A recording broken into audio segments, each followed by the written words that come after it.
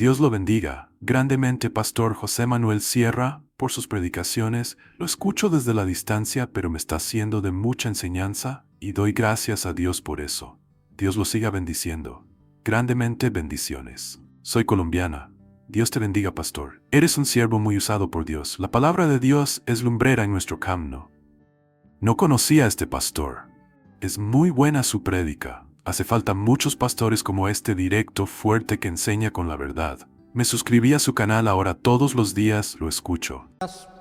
Creo, no lo sé si puedes recibir alguna visita, puedes ver la televisión, puedes salir al patio, etcétera, pero estás condenado a muerte. Puedes vivir una vida, entre comillas, normal, si se puede llamar así, pero estás condenado a muerte.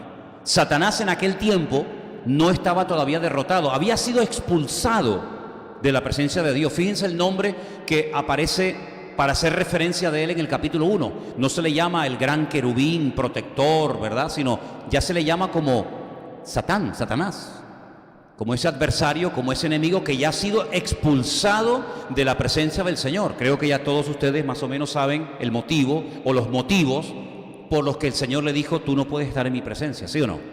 ¿Verdad?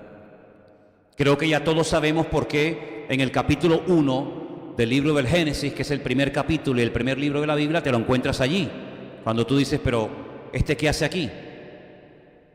Porque no nos cuenta el capítulo 1 del libro del Génesis que fue creado por el Señor en aquellos días. Como fue creado Adán, como fue creado Eva, como fueron creadas las cosas, pero allí está. Por lo tanto, ya Él existía previo a la creación de Adán y de Eva.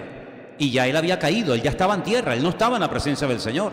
Él ya no era un ser protector maravilloso, sino que Él ya era alguien que quería hacer caer al hombre en tentación.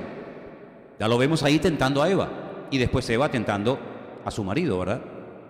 Así que ya en el capítulo 1 del libro de Job, ya Él no está como el arcángel encargado de todo lo que es la alabanza y la adoración en el cielo, delante del trono de Dios, pero se ve que todavía tiene acceso. Dice que los hijos de Dios, ese nombre no les confunda, porque si tú tienes en tu mente ese capítulo y ese versículo de Juan 1:12, que dice que los que reciben al Señor y le confiesan como su Salvador, reciben el título de hijos de Dios. Si tú con esa información te vas a interpretar Job capítulo 1, te puedes hacer un lío, porque los hijos de Dios en aquel momento era la expresión que se utilizaba para hablar de los ángeles, no de ti y de mí, no de creyente, de gente que ha nacido de nuevo, sino era un título que en aquel momento, no hoy, en aquel momento recibían los ángeles, los hijos de Dios. Y dice que Él se metió en medio de los hijos de Dios. Se ve que todavía, a pesar de que había sido expulsado, se ve que todavía tenía acceso a la presencia de Dios y podía hablar con Dios, y Dios hablaba con él. Y lo curioso es que Satanás no toca el tema de Job. Satanás responde a una pregunta: ¿de dónde vienes? Le dice Dios a él: ¿de dónde vienes? Creo que hemos leído de rodear la tierra, ¿no? De andar por la tierra. Bueno, el texto original habla acerca de la redondez de la tierra. Fíjate, ya en el libro más antiguo de la Biblia ya se menciona el hecho de que la tierra es redonda, no plana. Vengo de rodear la tierra, de la redondez de la tierra. Así que él no menciona en ningún momento el personaje de Job. Es Dios el que lo saca, es Dios el que dice: bueno, y si has dado tantas vueltas por todos los continentes y por todas las naciones, y has visto tanta gente y tantos reyes y tantas naciones y tantas personas, ¿no te has fijado, no te has dado cuenta de que hay una persona que es diferente? ¿No te has dado cuenta de que hay una persona que habla, que vive, que se comporta de una forma diferente? Y Dios comienza a hablar bien de él. Y Dios dice: es perfecto. La palabra perfecto es completo. Es una persona íntegra, es una persona que me ama, es una persona que me teme. ¿No te has fijado? Y Satanás le dice: sí, claro que me he fijado. Sí, claro. Sí, la vida de Job no pasaba desapercibida, como la tuya y la mía tampoco pasa desapercibida, para bien o para mal. Nosotros no somos seres transparentes, ¿no? Invisibles. En el mundo espiritual nos conocen, ¿sí o no? Perfectamente. ¿Se acuerdan ustedes cuando aquellos demonios que pretendían expulsar unos que se llamaban los hijos de Seba, ¿se acuerdan? Que invocaban al Cristo que predicaba el apóstol Pablo, ¿se acuerdan la respuesta de estos demonios? Dice, no, si a Cristo lo conocemos, y a Pablo también, pero a ustedes no sabemos quiénes son, si no reconocemos la autoridad de ustedes. Por lo tanto, en el mundo espiritual se ve que hay como un conocimiento de todos y cada uno de aquellas personas que en un momento determinado marcan una diferencia por su forma de vivir, por su creencia, por su testimonio, por lo bien que lo están haciendo, por lo mal que lo están haciendo, etcétera, etcétera. Así que Job no pasaba desapercibido en el mundo espiritual. Satanás dice, sí, yo sé, pero añade algo. Pero claro, él te adora y él tiene ese nivel aparentemente de madurez y de consagración porque tú lo has bendecido, tú lo has prosperado tanto. Y además hay algo que le llamó la atención al diablo. Dice, es que tú lo has rodeado. Hay como un muro, una protección, un cerco de espinas alrededor de él. Y esto está basado en lo que hasta el día de hoy hacen los pastores. Cuando están en el campo, para proteger a los rebaños de lobos o de osos o de cualquier otra alimaña, de cualquier otro animal, tejen con espinas alrededor de los rebaños durante la noche, pero espinas bien grandotas para que los animales no entren y dañen y maten a los corderos, a las ovejas. Y Satanás dice, es que yo noto que hay alrededor de él, de su familia, de sus hijos, de todo cuanto tiene. Ahora, me llama la atención que la espiritualidad del padre no era la espiritualidad de los hijos. Dios realmente de quien está presumiendo es de Job, no de los hijos de Job. Pero Satanás cuando habla de la familia de Job dice, es que tú también tienes rodeado a sus hijos. Bueno, y eso es algo bonito, ¿no? Porque vemos que, como dice Pablo en la carta a los Corintios, que el hombre creyente santifica a su esposa y a sus hijos inconversos. O viceversa, ¿no? La esposa creyente puede llegar a santificar, en cierto sentido a proteger, a bendecir a su marido, a sus hijos inconversos. Eso es muy bonito saberlo, ¿verdad? Entonces, Satanás le hace una propuesta a Dios. Dice, mira, quítale esa protección y ya verás cómo blasfema y habla mal de ti en tu misma presencia. Ahora, la seguridad de Dios a mí me sorprende. Es decir, Dios no tiene ninguna duda a la hora de responder. Claro, el planteamiento, la sugerencia, la propuesta del diablo es muy fuerte, muy fuerte. Es decir, yo te voy a demostrar que tú te equivocas.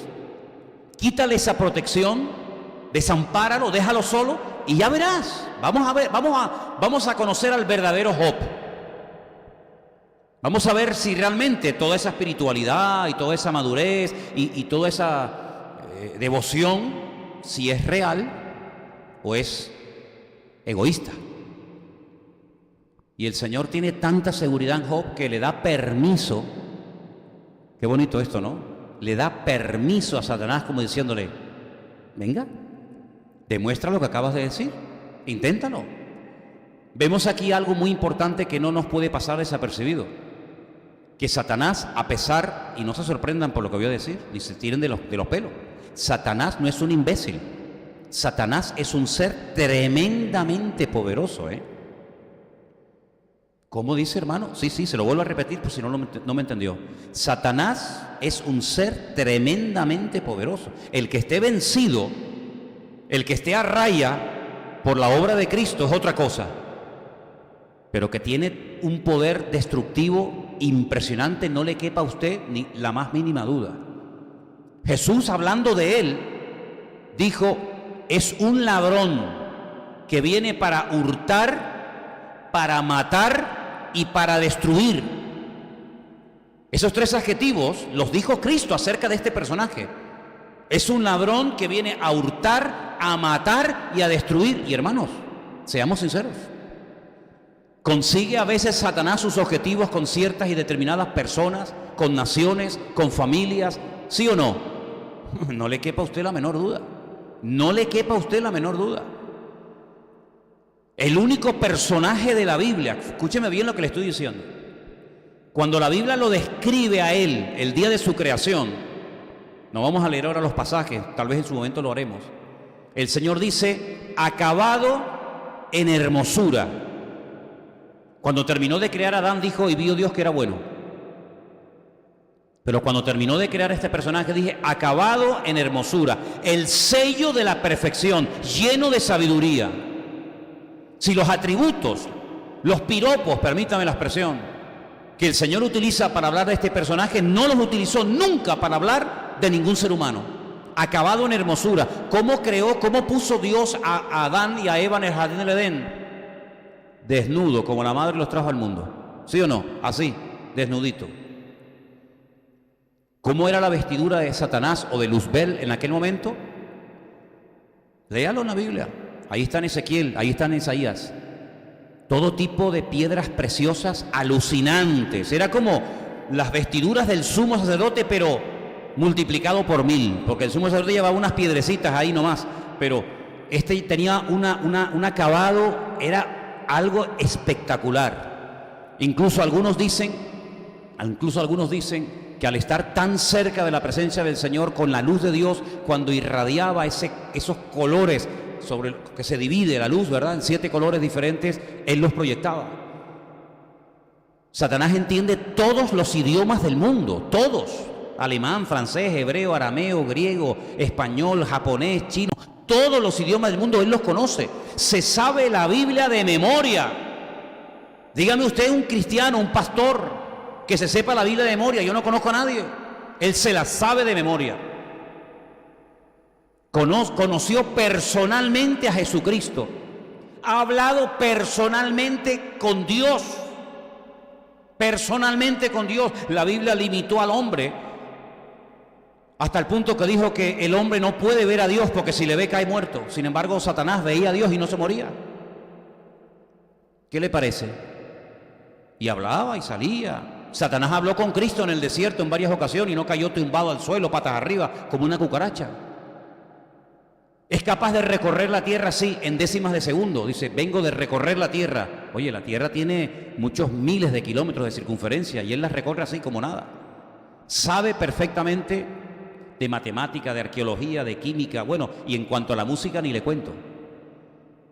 El tema favorito del diablo es la música, el arte, la literatura, todo eso le fascina. Y lo utiliza muchas veces para volver locas a las multitudes con todo tipo de instrumentos, etcétera, etcétera, ¿no? El día que Dios creó al hombre, utilizó barro, lo más bajo. No utilizó oro, ni piedra, ni platino, barro, polvo. Y le recuerda, polvo eres y al polvo serás. Pero la Biblia nos enseña que cuando el Señor creó a este personaje, utilizó piedras preciosas y lo dotó de una sabiduría y de una hermosura espectacular. Y todo eso, cuando Él se va de la presencia del Señor, o mejor dicho, cuando lo expulsan de la presencia del Señor, todo ese conocimiento, toda esa sabiduría, todo eso, se lo llevó. ¿Qué te parece? Y por eso cuando se presenta delante de la presencia del Señor, Él le dice, no, si yo sé quién es Job, yo sé perfectamente cómo se llaman sus hijos y dónde vive y qué edad tiene y si está casado, si está soltero, sé absolutamente todo de él, pero también sé que si tú lo pones a prueba y me permites a mí quitarle todo, te vas a llevar la mayor desilusión de tu vida con este personaje del cual ahora estás presumiendo y fanfarroneando. Y el Señor le dijo, venga, dale. Y ahí dice que salió de la presencia del Señor este ser terrible y se ensañó, ¿sabes? Se ensañó con Job de una forma tremenda. Y todo lo que le pasó, dice que le ocurrió en un día, si no fue en un plazo de 20 años, ¿no? Sino que le estaban contando una desgracia y aún no habían terminado de contársela, ¡pum!, y venía el otro. Y aún no se había repuesto del anterior, ¡pum!, y venía el otro, y venía el otro. Y al final, como la puntilla, porque oye, puedes perder cosas, pero bueno, puedo perder las ovejas, las yuntas de bueyes, las cabras, los terrenos, las propiedades, las cosechas. Pero la última noticia, que tuvo que ser durísima, dice, y los 10 hijos que tienes, los 7 varones y las 3 hembras, están muertos, ya no existen. Saben ustedes que el número 7 es el número de la perfección, ¿verdad? Y Job tuvo la perfección en la familia, tenía la familia perfecta. La familia perfecta. ¿Cuántos varones tiene? 7. El judío que tenga 7 varones se puede considerar Ashrei, es decir, el hombre más privilegiado y gozoso de la tierra. Solamente veo en la Biblia 2 hombres que tuvieron 7 hijos, varones. A Job ¿Y quién era el otro? Isaí, el padre del rey David. 7 hijos varones. Por eso, cuando nació el octavo, en cierto sentido fue como una tragedia, porque rompía la perfección familiar. Y por eso David muchas veces se consideraba como el último de la fila, ¿no? En pecado me concibió mi madre. Tenía que estar en pecado cuando Dios permitió que yo naciera. Así que tenía los 7 varones y tenía 3 hembras. Bueno, pues ni uno le quedó con vida. Porque, oye, el perder un hijo tiene que ser duro, ¿no? Pero el perder a los 10, yo creo que no hay ninguno de nosotros que sea capaz de poder entender lo que tiene que sentir un padre cuando pierde a todos sus hijos y toda su fortuna y toda su herencia y todo en un día. Ahora, los traductores de la Biblia, los que hacían las copias de la Biblia, y esto lo compartíamos anoche, se quedaron tan sorprendidos por lo que pretendía Satanás con este hombre, que blasfemara, que hablara mal de Dios, que cuando tradujeron, vamos al capítulo 1 un segundito, cuando tradujeron el texto, no pusieron la palabra maldición, porque les parecía muy fuerte, y pusieron la palabra bendición. En Job capítulo 1, versículo 12, le dijo el Señor a Satanás: he aquí todo lo que tiene está en tu mano, solamente no pongas tu mano sobre él. Salió Satanás de delante de la presencia del Señor.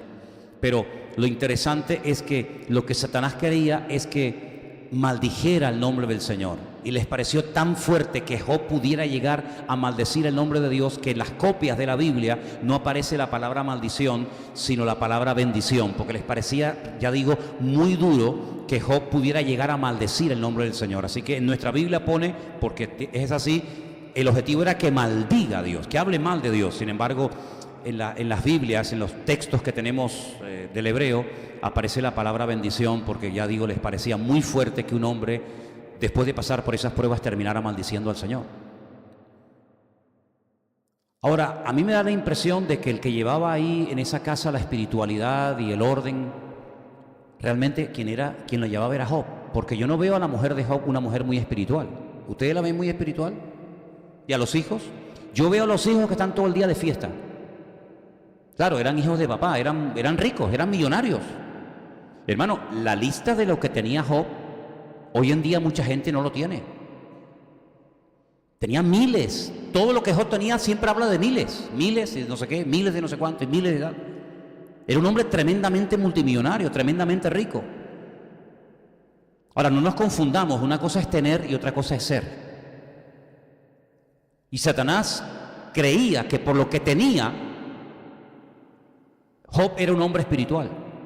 Sin embargo, Job dejó bien claro para toda la historia de la humanidad, hasta nosotros hoy en día, que él no era maduro por lo que tenía, sino él era maduro y espiritual por lo que era y por el Dios al cual él conocía. Ahora, yo me he preguntado, ¿de dónde sacó este hombre esta madurez? Porque este hombre nunca fue a ningún culto. Este hombre no conoció el concepto iglesia. Este hombre nunca fue al templo de Jerusalén. Este hombre nunca leyó la Biblia. No, es que la Biblia no se había escrito ni una letra. ¿De dónde tenía este hombre tal conocimiento, tal madurez? Incluso lo que me llama la atención es que presentaba sacrificios. Bueno, presentaba sacrificios porque ustedes saben que cuando Adán y Eva pecaron y fueron expulsados de la presencia del Señor, una de las cosas que el Señor estableció como norma, como patrón de conducta, es que a partir de ahora el que se quiera acercar a mi presencia ya no es como antes que hablaban conmigo. No, eso se acabó. Ahora las cosas se han deteriorado. Ahora vamos a entrar a otro nivel.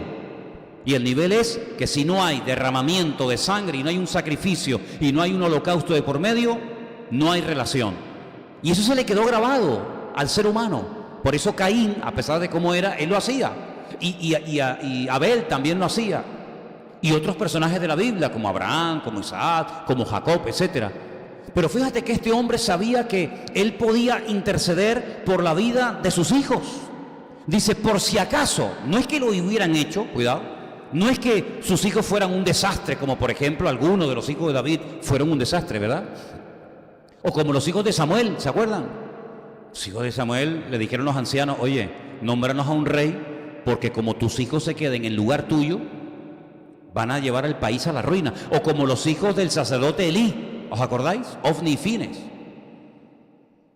La Biblia no dice que los hijos de Job fueran malos, pero Job decía, y si en esos banquetes, si en esas comilonas, si en esas fiestas donde corre el vino a raudales, mis hijos han hecho o han dicho algo incorrecto, yo por si acaso voy a orar por ellos y a presentar sacrificios cada día delante de la presencia del Señor. Qué bonito, ¿no?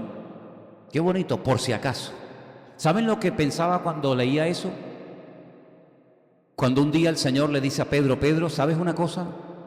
Satanás ha venido, conversación que no tenemos en la Biblia, dicho sea de paso, pero el Señor dice, Satanás ha venido y os ha pedido, y me ha pedido, me pide permiso, como le tuvo que pedir Satanás al Señor en el libro de Job, para que les deje que les zarandee como al trigo. ¿Se acuerdan, sí o no? Pero ¿qué le dice el Señor? Pero yo ya he orado. Antes de que él viniera a pedirme eso, yo ya iba por delante de él. Yo ya he orado para que tu fe no te falle, y una vez que seas confirmado, vete y confirma y anima y comparte la bendición y la restauración a tus hermanos. ¿Cuántos dicen amén? Qué bonito, ¿no?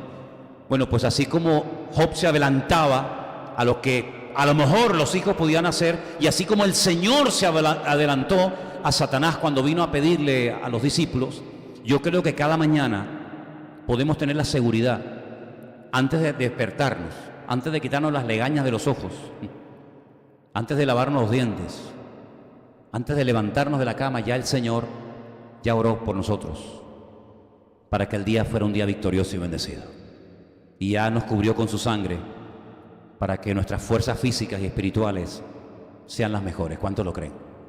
Así que valoremos eso, saber que el Señor siempre nos tiene en el punto de mira, y saber que Él nos dice, ay, hoy se me olvidó orar por Patricia, hoy se me olvidó orar por Johnny, sino que el Señor todos los días de nuestra vida, aun cuando dormimos, fíjense lo que les digo, aun mientras dormimos, el Señor vela y cuida de tu vida y de la mía. ¿Cuánto lo creen? Amén. Qué bonito. Ahora, les dije al principio que nosotros creemos en la literalidad de la escritura del libro de Job, porque uno de los requisitos, yo sé que no es el tema, pero viene a colación, uno de los requisitos para decir, bueno, ¿qué libros ponemos y qué libros no ponemos en la Biblia? Cuando se hizo el canon, cuando se decidió, claro, había un montón de libros, mucho más que lo que tenemos aquí. ¿Qué libros ponemos en la Biblia y qué libros no ponemos? ¿Y por qué los ponemos? ¿O por qué no los ponemos? Uno de los requisitos era que en otros libros de la Biblia se hiciera referencia a ese personaje o a ese libro. Ese era uno de los requisitos. Por ejemplo, ustedes se van a dar cuenta de que Jesús menciona muchas veces cosas del Antiguo Testamento e incluso hasta personajes. Jesús, por ejemplo, mencionó a Abraham, ¿sí o no? Él dijo, yo soy antes de Abraham. Luego, si él dice, yo soy antes de Abraham, y menciona el nombre propio de Abraham, quiere decir que le está dando credibilidad al hecho de que un día en la historia hubo un señor, un hombre llamado Abraham, si no, no lo hubiera mencionado. ¿Se acuerdan cuando él dijo, y así como Jonás estuvo en el vientre de la tierra, del pez, 3 días y 3 noches, así yo estaré en el vientre de la tierra también? Es decir, le está dando credibilidad al hecho de que hubo un pez que se tragó a un señor llamado Jonás, que luego lo vomitó, etcétera, etcétera, ¿es verdad?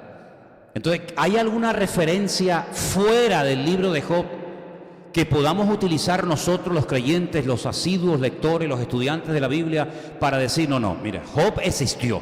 Esto no es un mito, ni es un libro simbólico, sino que en otros pasajes de la Biblia se habla de Job. Sí, lo hay, hermano, y déjeme que lo leamos en esta noche. El primero está en el Antiguo Testamento, Ezequiel, capítulo 14, por favor, versículos 14 y 20. Escuche. Ezequiel 14 dice, si estuviesen, es Dios el que está hablando, ¿no? En ese momento la situación del pueblo de Israel era terrible, y dice el Señor, si estuviesen en medio de ella, en medio de la tierra, estos 3 varones, Noé, Daniel y Job, ellos por su justicia librarían únicamente sus propias vidas, dice el Señor. ¿Qué personajes se mencionan ahí? A Noé, aquel del arca, a Daniel, el profeta, cuyo libro está en la Biblia, y a Job. Luego no son mitos, sino son personajes reales que existieron y se les menciona. En el mismo capítulo, pero el verso 20 dice: y si estuviesen en medio de ella Noé, Daniel y Job, vivo, yo, dice el Señor, no librarían a hijo ni a hija. Fíjate, ya la maldad de ustedes es tan grande que aunque tú fueras como Noé, aunque tu espiritualidad y tu madurez fuera como la de Daniel o como la de Job, ya no sería como cuando Job protegía a sus hijos, sino que ya eso no. Ya hoy en día la maldad es tan grande que, mira, se librarían ellos solos, pero ni a sus hijos ni a sus hijos, sino que solamente ellos, por su justicia, serían librados y serían salvadas sus propias vidas. ¿Te das cuenta? Entonces ahí, en ese libro de Ezequiel, se da credibilidad al hecho de que hubo un personaje llamado Job. ¿Amén? Pero hay más, sí, hay otro más. Santiago 5:11, perdón. Santiago 5, verso 11. Aquí tenemos por bienaventurados a los que sufren. Ay, ¿sabíamos eso? Bienaventurados los que sufren. Yo pensaba que eran pobrecitos, ¿no? No, la Biblia dice: bienaventurados los que sufren. Habéis oído de la paciencia de Job, y habéis visto el fin del Señor, que el Señor es muy misericordioso y compasivo. ¿Te das cuenta? Entonces vemos que en el Nuevo Testamento también se hace referencia a este personaje, lo cual nos da a entender, y lo aceptamos así, de que Job no es un personaje inventado que simboliza a Israel o a sabe Dios quién, sino que Job realmente es un personaje de carne y hueso.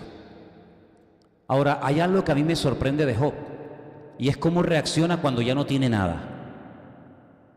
Porque vivir en la abundancia, no hay que aprender a vivir en la abundancia. Si usted, por ejemplo, mañana le llama el gobierno, el ayuntamiento, los servicios sociales, y le dice: mira, hemos estudiado tu vida por tu DNI, porque estás empadronado, etcétera, etcétera, y viendo que eres una buena persona, una buena mujer, un buen hombre, hemos decidido pasarte todos los meses a tu cuenta bancaria 5.000 euros.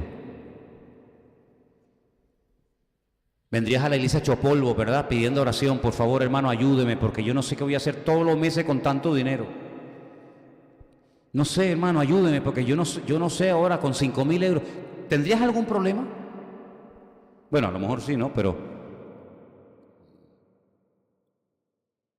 para vivir en la abundancia, como que no hay que pedir oración, ¿no? Aunque la abundancia ha echado a perder a más gente que la escasez, dicho sea de paso, ¿no? Porque es más difícil ser fiel cuando sobra que cuando falta. Porque cuando falta, buscas de Dios y dependes del Señor. Cuando te sobra, como decía Salomón: no me des demasiado, no sea que me olvide de ti. Fíjate tú el peligro que puede correr una persona cuando tiene demasiado. Puede llegar a olvidarse de Dios. Y Pablo, tomando todo eso, dice: y no se olviden que la raíz de todos los males es el amor al dinero. Fíjate lo que te digo, ¿no?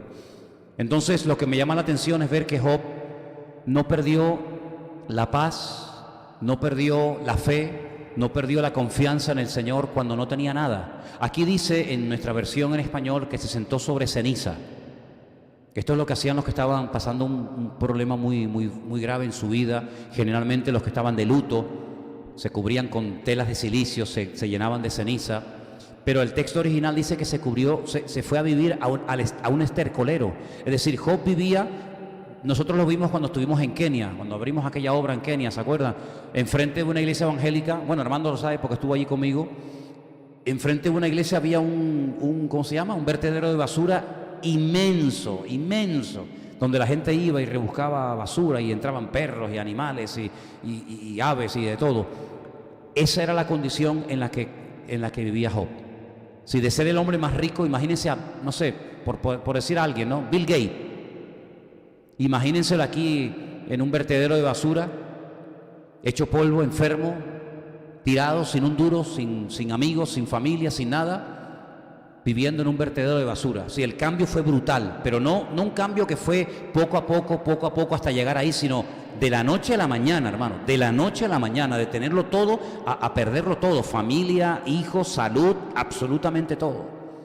Llegó a contraer una enfermedad que aquí dice que era como una especie de, de sarna, pero realmente la palabra que aparece es como pústulas que supuraban pus. Era algo tan, permítame la expresión, tan asqueroso, que cuando llegaron los amigos de Job, benditos los amigos, porque si esos son los amigos, ¿cómo serían los enemigos, no? Cuando llegaron los amigos de Job, dice que estuvieron una semana mirándose entre ellos, diciendo, ¿y qué le decimos? Dice que no sabían ni qué decirle. Lo mal que lo verían. Sin familia, sin hijos, sin salud, sin nada, pero con algo que fue lo que lo sostuvo y lo mantuvo: su confianza y su fe en el Señor. ¿Cuántos dicen amén? Hermanos, que si la vida nos golpea y perdemos capacidad económica o física o lo que sea, que el diablo nunca nos logre arrebatar nuestra confianza y nuestra fe en el Señor.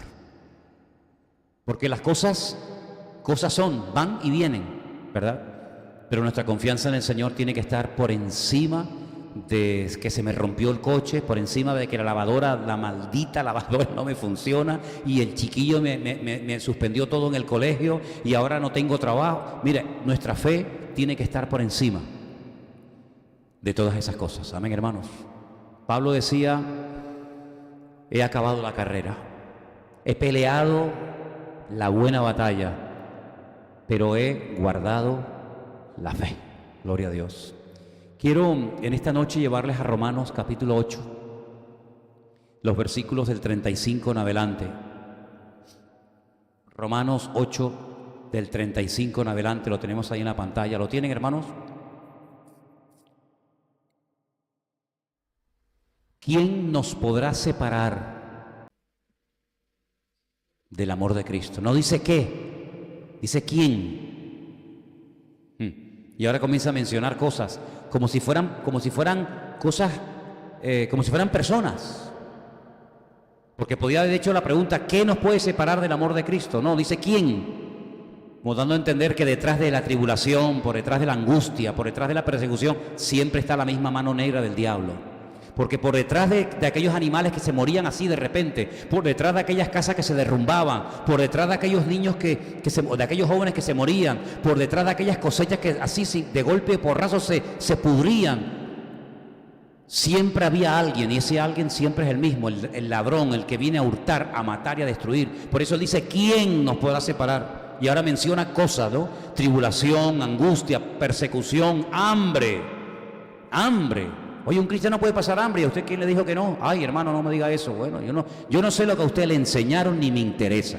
Yo lo único que sé, que Pablo, cuando menciona la lista de sus sufrimientos personales como siervo de Dios, menciona los ayunos y el hambre. Y si no, léalo. Dice: yo he pasado hambre por Cristo. Porque ayunar no es pasar hambre, aunque se pasa hambre, ¿no? Pero uno no ayuna para pasar hambre. Y Pablo dice: muchos ayunos y hambre también ha pasado por el Señor, ¿eh? Y ahí él dice que hambre, desnudez, peligro, espada, es decir, guerra, conflictos armados, como está escrito. Y ahora se remite a la palabra, eso es muy bueno saberlo: por causa de ti somos muertos todo el tiempo, somos contados como ovejas de matadero. Antes, en todas estas cosas, dice Pablo, somos más que vencedores por medio de aquel que nos amó. ¿Y quién fue el que nos amó? El Señor Jesucristo. Por lo cual estoy seguro, esa seguridad no hay que perderla nunca. No podemos ser dubitativos en cuanto a nuestra fe. Hoy sí, mañana no, ahora creo no. Estoy seguro, si no me muevo de aquí, que ni la muerte, ni la vida, de los dos polos opuestos, ¿no? La muerte y la vida, ni ángeles, ni principados, ni potestades. Esos son demonios, ¿eh? Porque Pablo en Efesios 6 dice: principados, potestades, gobernadores de las tinieblas, ¿sí o no? Ahí lo menciona: ni principados, ni potestades, ni lo presente, ni lo porvenir. ¿Por qué no menciona el pasado? ¿Se lo olvidó? No, es que usted y yo no tenemos pasado. El Señor lo perdonó y lo olvidó y lo echó a lo profundo de la mar. El pasado está en su cabeza, está en su mente, pero no en la mente de Dios. Ay, es que yo fui malo, es que yo hice. Bueno, usted lo dirá, pero Dios perdona siempre que hay arrepentimiento y Dios olvida siempre. ¿Cuántos dicen amén? Por eso él menciona el presente y el futuro. El pasado no, porque el cristiano no tiene pasado. Ni lo alto, ni lo profundo, ni ninguna otra cosa creada, ahí aglutina, por si algo dice, ay, no mencionó esto, no mencionó lo otro. Bueno, pues mira, voy a decirlo claro, ninguna cosa creada, y ahí ya entra todo, nos podrá separar del amor de Dios que es en Cristo Jesús, Señor nuestro. ¿Cuántos dicen amén? Miren, hermanos, Job lo perdió todo, es verdad. Incluso su esposa, que yo creo que la Biblia ni nos da el nombre porque, ¿para qué? Para que tal vez nadie corra la tentación de ponerle a una hija, ¿no? ¿Qué creyente le pondría a una hija Jezabel? ¿Usted le pondría Jezabel a una niña? Una vez me dijo alguien, es que es un nombre muy bonito. Digo, sí, pero si tú supieras quién fue Jezabel, ¿verdad? Caín. ¿Cómo le va a poner al niño? Ay, le voy a poner Caín. O aquel peor todavía, Tubal Caín, no, que ya suena como, ¿no? Como a poseído, ¿no? ¿Cómo se llama el niño? Tubal Caín, madre mía. El niño con los ojos en blanco, ¿no? ¿Verdad? Ni se menciona, pero fue aquella que le dijo a su marido, ¿cómo es posible que después de todo lo que te ha pasado y nos está pasando, cómo es posible que no hayas cambiado ni un ápice? ¿Cómo es posible que te mantengas ahí firme? Claro, los amigos de Job, que cuidado, los amigos de Job, injustamente, se ha dicho a veces cosas que no son correctas. Los amigos de Job tenían un conocimiento de Dios impresionante, no eran inconversos que venían y se inventaban. Mira, esa canción, ¿saben esa canción? Ahora la vamos a cantar cuando termine la reunión. Esa canción que yo cogí la letra y le puse música. Si tú dispusieres tu corazón, ¿saben? Esa es una letra impresionante. Es una letra, eso es una letra tremenda. A mí hace un tiempo me dijo un hermano, ay, ¿sabes que hay una canción tuya que está en la Biblia? Digo, no, es al revés. Es al revés, yo la saqué de la Biblia. David no me copió, yo le copié a él, ¿no? Bueno, esas palabras son de uno de los amigos de Job. Tenían un conocimiento de Dios tremendo, la madurez, la profundidad. Oye, es que muchas veces, les digo sinceramente, hermano, y es la pura realidad, el libro más difícil de interpretar de la Biblia no es el Apocalipsis, no es Daniel, es el libro de Job. Es que a veces no sabe quién está hablando, si está hablando Dios, si está hablando Job, si está hablando estos hombres. Es que eran hombres con una madurez tremenda, pero había algo que no entendían. Era algo que no les cabía en la cabeza. ¿Cómo es posible que si tú eres tan bueno y tan santo y tan maduro y tan espiritual te esté pasando lo que te está pasando? No les entraba en la cabeza, porque ellos relacionaban abundancia y prosperidad y tener con ser una persona bendecida. Y una persona que es un pelagato, que es un pobre desgraciado, que no tiene comida, que está enfermo, que no tiene ropa, que la mujer lo abandona, que los hijos se le mueren, es que Dios no está contigo. Pero es que hoy en día pasa lo mismo, ¿sí o no? Hoy en día hay iglesias que te dicen qué coche tiene, qué ropa usa, ¿cuántos kilómetros tiene su coche? Vive bien, vive. Ah, entonces que Dios le está bendiciendo y prosperando. Pero como usted a lo mejor tenga el más mínimo problema, no, entonces tú no tienes. Pero ¿acaso toda prosperidad viene de Dios? ¿El diablo es pobre o es rico? Pregunto yo. ¿El diablo es pobre o es rico? La única vez que dijo una verdad es cuando le dijo, si te postras todos los reinos de la tierra te los doy. Porque a mí me los ha dado ¿quién? Dios. Dice, tú eres el príncipe de este mundo. Yo soy el rey del universo, pero tú eres el príncipe de este mundo. Por lo tanto, queridos hermanos, no confundamos el tener con decir, bueno, Dios está conmigo, porque hay miles o millones de gente que no creen en Dios y son ateos y hasta son satanistas y tienen mucho más dinero que miles de cristianos hoy en día. Así que no te confundas, ¿no? Como tengo, es que Dios está conmigo, no me digas. Sin embargo, Job se dio cuenta de que lo único que era seguro en esta vida, que nadie le podía quitar, era su confianza en Dios. Mira, los hijos, oye, se murieron. Doloroso, pero es la pura realidad. Tú tienes un hijo y se puede morir. Tú tienes un coche, se puede romper. Tienes una casa, se puede derrumbar. Tienes una cosecha, se puede pudrir. Todo eso es posible. Y pasa. Porque el sol sale para buenos y para malos. Pero hay algo que el diablo no nos puede quitar. Y es nuestra fe y nuestra confianza absoluta en Él. ¿Cuántos dicen amén? Y entonces Job tenía esa seguridad tan grande que al final del libro, y mira tú por dónde, cuando yo venía ahora en el barco estos días, venía leyendo el último capítulo del libro de Job. Al final del libro, estos amigos tienen que entender de que ellos tienen un concepto de Dios distorsionado. Dios sí puede hacer cosas que a ti ahora no te entran en la cabeza, pero Dios sí quiere, como Él dijo, Dios te puede dar o Dios te puede quitar.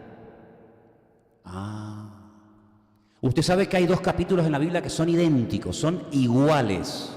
Los compartía con Anderson estos días. Idénticos. Es el capítulo cuando habla de el censo. ¿Se acuerdan cuando David hizo un censo? La diferencia entre un capítulo y otro es que uno está en un libro y cientos de años se escribió en otro libro. Uno está en Crónicas y otro está en Samuel. Hay diferencia de siglos entre uno y otro, y un capítulo empieza diciendo que Dios incitó a David para que hiciera un censo, y ahí vino una ruina terrible y miles de personas murieron. Y el otro capítulo que dice exactamente lo mismo, en vez de empezar diciendo que fue Dios el que le pone en el corazón, el que incita a David a hacer un censo, dice Satanás incitó a David para hacer un censo. Entonces dice, pues ¿cómo puede ser? El mismo capítulo, la misma historia, la misma persona, el mismo censo, pero ¿por qué en uno dice Dios y en otro dice Satanás? Porque en aquella época, cuando el escriba, el autor de ese libro que dijo Dios incitó a David, no se aceptaba, no se creía, como los amigos de Job, que Dios pudiera mandar o permitir ciertas y determinadas pruebas, circunstancias o desgracias al ser humano, sino que todo lo malo viene del diablo y todo lo bueno viene de Dios. Pero después de siglos, Israel y los escribas aprendieron que cuando no se anda bien delante de Dios, el enemigo puede tomar lugar. Y de ahí que la Biblia diga, no le deis lugar al diablo.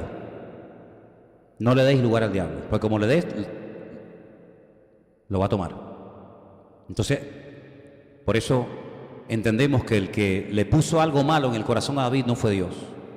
El que le puso un deseo de hacer algo malo a David en su corazón fue el otro, fue el diablo. Pero en aquel momento de la historia, los amigos de Job, que eran creyentes, eran gente madura, con un conocimiento de Dios elevadísimo, no les cabía en la cabeza que si él era tan bueno, se le pudiera morir los 10 hijos de golpe en un día. Algo malo tiene que haber en tu vida que nadie sabe, y esa es la razón por la que tu familia no funciona, y esa es la razón por la que tu economía no funciona, y esa es la razón por la que tu enfermedad no se sana, y esa es la razón por la que te pasa esto y esto y siempre usted va a encontrar a lo largo del camino creyentes, hermanitos y hermanitas que le vendrán y le dirán, ay hermana, pero dígale como aquel hombre escribió en aquella carta, la última que escribió en su vida, todos me abandonaron. E incluso algunos se fueron al mundo, creyendo que el mundo les ofrecía algo mejor que estar conmigo, pero el Señor estuvo a mi lado y me dio fuerzas y me libró de la boca del león para que pudiera cumplir con mi ministerio. ¿Y saben lo que dijo Job? Hay expresiones, hay frases en el libro de Job que son espectaculares, pero espectaculares, ¿eh? Job dice, aunque Dios me mate, lo seguiré adorando, porque yo sé que Él está vivo. ¿Pero quién habla así? Alguien que está en la cumbre, ¿no? No, alguien que está tirado, hecho polvo. Aunque tú me mates, yo no claudico, porque yo sé que tú estás vivo. Pero va más allá, porque él creía en la resurrección. ¿Quién creía en la resurrección en aquellos tiempos? Nadie. ¿Había acaso resucitado a alguien? No. Pero Job dijo, aunque mi carne se deshaga, aunque yo me despedace, aunque yo me muera, yo sé que yo con mis ojos volveré a ver a mi Redentor. Él está creyendo que va a resucitar. Bueno, y dice cosas como aquello que dijo al final del libro, yo de oídas te había oído, pero ahora realmente mis ojos te ven. Es decir, tuviste que pasar por un montón de circunstancias duras en tu vida para descubrir áreas de tu Dios que antes, cuando tenías abundancia y prosperidad, no conocías, pero que ahora has descubierto que Dios es mucho más de lo que tú te puedas imaginar. Qué bonito, ¿no? Así que, queridos hermanos, detrás de una prueba siempre hay una bendición de Dios en el camino, siempre. Te vuelvo a repetir, una característica fundamental y elemental de la prueba es que no entendemos lo que está pasando. Como Job seguramente en su carne diría, bueno, pero él mantuvo su integridad. ¿Y sabes cuándo recibe restauración total y absoluta? En la familia, en la economía, en la salud, etcétera, etcétera. Vamos a leerlo. Vámonos al último libro, último capítulo del libro de Job. El último, ya terminamos. Se titula esta parte Restauración de la vida de Job. Capítulo 42. Capítulo 42, por favor, a partir del versículo 10. ¿Lo ponemos? Quitó el Señor la aflicción de Job. La quitó el Señor, no que comenzó a tener otra vez un montón de cosas.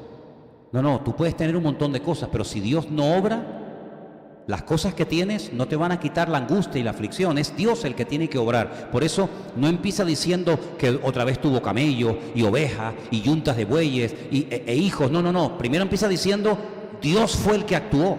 ¿Cómo? Quitando la aflicción de Job. Y cuando Dios quitó la aflicción, ahora dice algo muy interesante. El Señor le quitó la aflicción a Job cuando él hubo orado por sus amigos. Luego, hay algo en la oración que vamos a ir descubriendo con el paso del tiempo, y es cómo se pueden restaurar cosas cuando uno se atreve a orar por el que desde nuestro punto de vista no se merece que yo ore por él.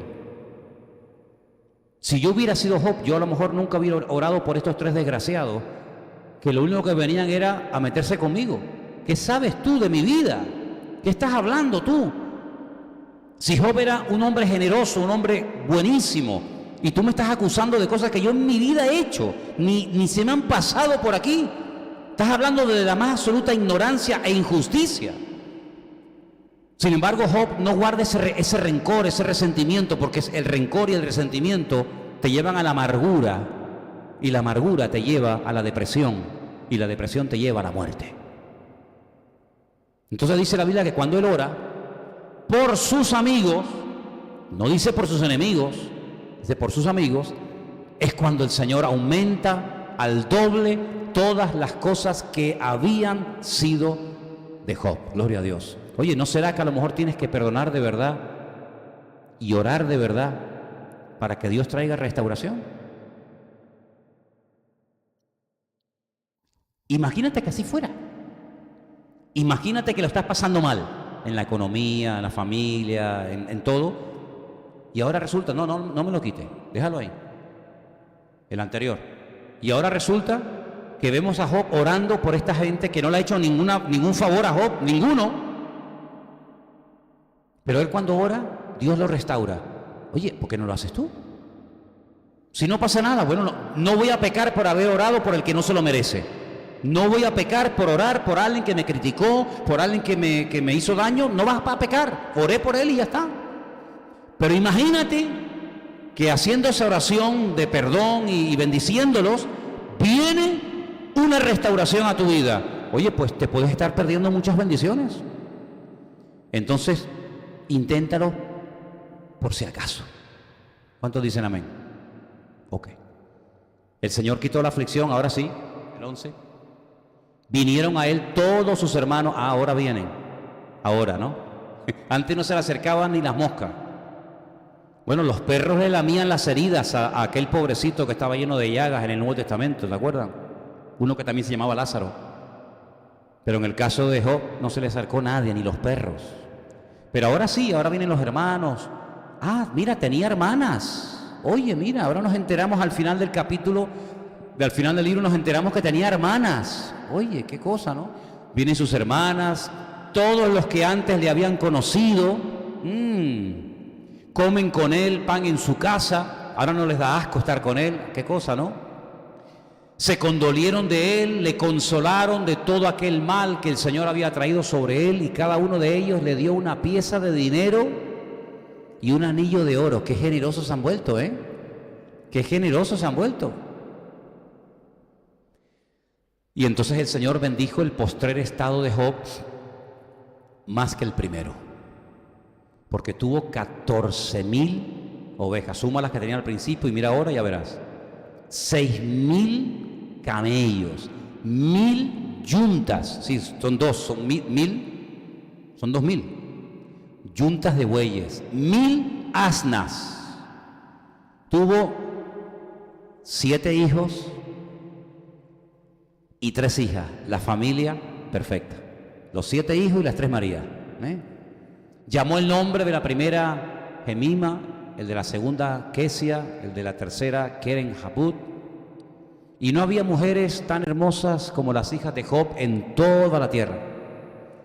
Y les dio su padre herencia entre sus hermanos. Versículo 16. Después de esto vivió Job 140 años. Y vio a sus hijos, a los hijos de sus hijos, hasta la 4ª generación. Y murió Job, viejo, hombre, y lleno de días. ¿Cuántos dicen amén? Es decir, aquí lo importante no es cómo empieza la historia. Aquí lo importante es cómo termina. Tú empiezas a leer el libro de Job y se te viene el alma a los pies, porque dice, madre mía, el Señor se ensañó con este hombre, ¿no? O en la economía, o en la familia, o en lo que sea. Pero vemos que este hombre descubre a Dios en medio de la adversidad de la vida. Vemos que este hombre no claudica, vemos que este hombre no dice, bueno, pero ¿cómo me tratas así? Yo no he pecado para merecer este trato, esto es una injusticia. No, vemos que Job, hay momentos que habla con Dios, hay momentos que le cuestiona a Dios, él no se queja ante los hombres, él va a Dios y le hace preguntas, y entonces cuando termina dice Dios, ¿ya terminaste? Ahora te voy a preguntar yo a ti una serie de cosas, y le hace un montón de preguntas y lo deja con la boca abierta, pero vemos que él se deja tratar por Dios, vemos que él no le da lugar a la amargura, él no le da lugar al cáncer de la fe, que yo lo llamo la queja. Él no se lamenta, él no le echa la culpa, porque eso es muy típico. Cuando algo te va mal, siempre la culpa la tiene alguien menos tú. O es el marido, o es la mujer, o es el gobierno, es el que se fue, es el que vino, es el vecino, es el perro, es el niño. Siempre proyectamos nuestros defectos y nuestras carencias siempre en algo o en alguien. Job no fue nunca así. Job no le echó la culpa nunca a su mujer, no le echó la culpa ni al diablo, no le echó la culpa a Dios, no le echó la culpa a nadie, sino que él dijo, bueno, Dios ahora me está tratando de una forma diferente y por algo será. Él mantuvo su integridad, él mantuvo su fe, él mantuvo su confianza en el Señor. Y dice que el postrer estado, al final, mereció la pena pasar por aquel sufrimiento. ¿Por qué? Porque hay dolores que son una bendición, y los dolores, las circunstancias, las pruebas de la vida, mira, toma nota de esto. Si no te acuerdas de nada, recuerda esto, amigo. Los problemas de la vida o te acercan a Dios o te revientan, así de claro. O agachas la cabeza y aprendes lo que tienes que aprender y decir, Señor, perdóname, y lo siento, y aprendo y me dejo tratar y moldear por el Señor. O te haces el tío más soberbio, el tío más orgulloso, pegando patadas, insultando a medio barrio, a media humanidad, y creyendo que tú siempre tienes la razón y que todo el mundo está contra ti. Job no cayó en esta trampa, sino que Job dijo, mira, Dios me dio y Dios me quitó. Y Dios hubo un momento en el que me trató de una manera, y Él, porque es Dios y tiene todo el derecho de hacerlo, ahora me está tratando de otra forma. Y por algo será. Y al final tú no ves a Job amargado, hecho polvo, destruido, un viejo de estos que se queja todo el santo día. Tú sabes que hay gente que se hace mayor y se hacen insoportables. Aquí no hay ninguno. Pero hay gente mayor que son insoportables, todo le molesta, todo. ¿Por qué está la luz encendida? Bueno, si me dijiste que la encendía, pues apágala. Apaga la luz. ¿Y por qué no enciende la luz? Pues, ¿qué quedamos? ¿La apago o la enciendo? ¿Quieres sopa o qué? Hay gente que se hace mayor, se hacen insoportables. Y no tan mayores a veces también. Pero Job no fue un hombre amargado, un hombre que no lo aguantaba a nadie, sino fue un hombre que amaba a Dios. Porque yo veo que Job amaba a Dios. Y te vuelvo a repetir y termino. Él no leyó nunca la Biblia. Bendición que tú y yo tenemos.